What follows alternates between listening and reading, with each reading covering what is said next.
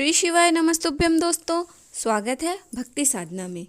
दोस्तों, आप सभी जानते हैं कि 28 अगस्त को पड़ रहा है सावन का आखिरी सोमवार और पूज्य गुरुजी ने कहा है कि कई वर्षों के बाद ऐसा संयोग बन रहा है कि सावन के सोमवार के साथ साथ प्रदोष तिथि भी पड़ रही हो।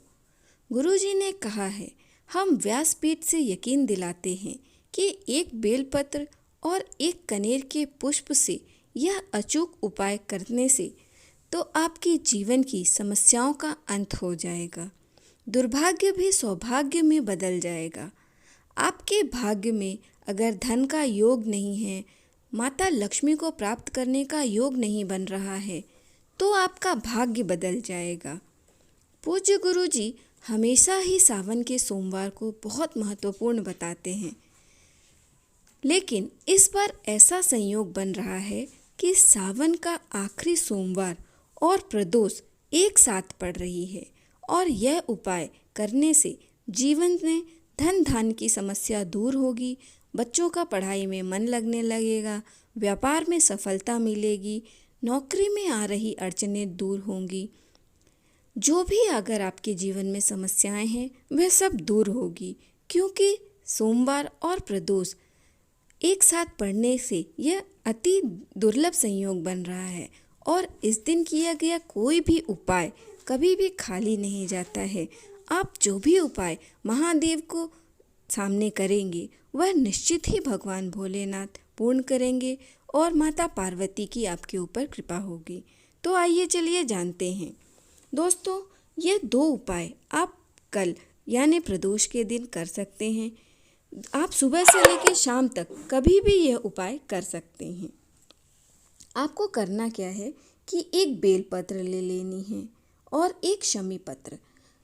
शमी पत्र और बेलपत्र अगर आपको नहीं मिलता है तो आप शिवालय में शिवलिंग के ऊपर चढ़ा है, आप उसको भी उतार कर शुद्ध जल से धोकर इस्तेमाल कर सकते हैं।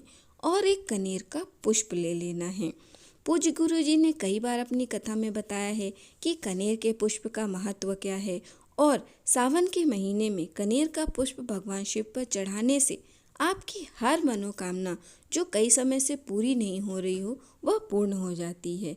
एक बेलपत्र, एक शमी पत्र, एक कनेर का पुष्प और एक लोटा जल लेकर आप शिवालय जाएं और जब आप शिवालय पहुंच जाएं और जब भी शिवालय जाएं तो श्री शिवाय नमस्तुभ्यम का जाप तो आप अवश्य ही मन में करते रहें और मन में पूर्ण विश्वास करके जाएं कि मैं जिस भी मनोकामना से भगवान के दर पर आया हूं वह अवश्य ही पूर्ण होगी।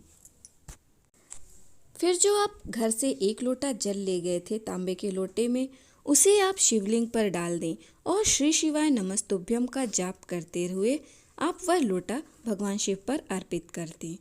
फिर उसके बाद आप जो बेलपत्र ले गए थे, आप बेलपत्र अपनी मनोकामना कहते हुए भगवान शिव पर आप उस बेलपत्र को अर्पित कर दें।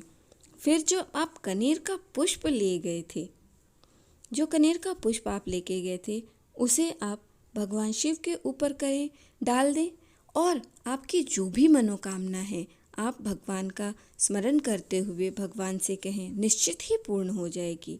फिर आपको शमी पत्र चढ़ाना है।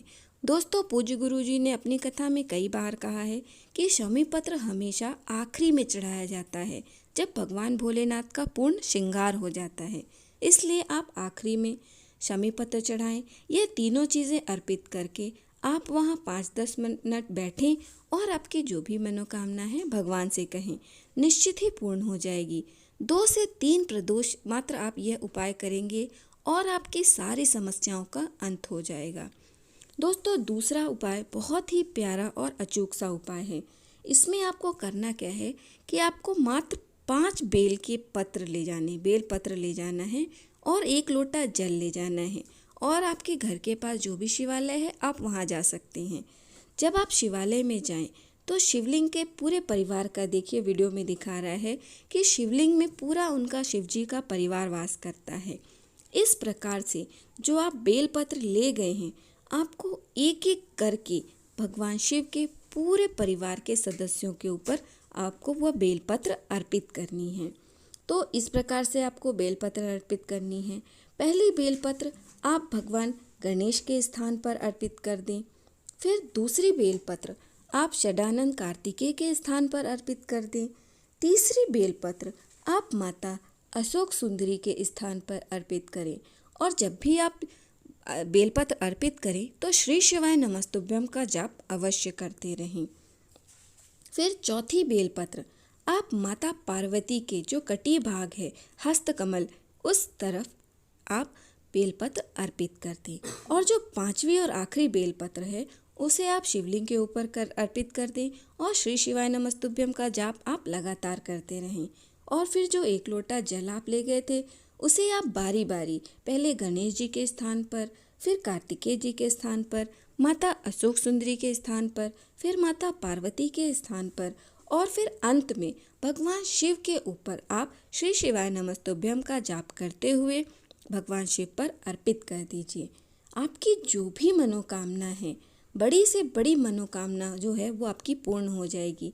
आपको यह उपाय मात्र 5 प्रदोष करने हैं। 3 महीने के अंदर आपकी बड़ी से बड़ी मनोकामना जो भी आपकी इच्छा है वह पूर्ण कर देंगे। भगवान भोलेनाथ और माता पार्वती की कृपा आपको अवश्य मिलेगी, क्योंकि सोमवार भी है और प्रदोष की है।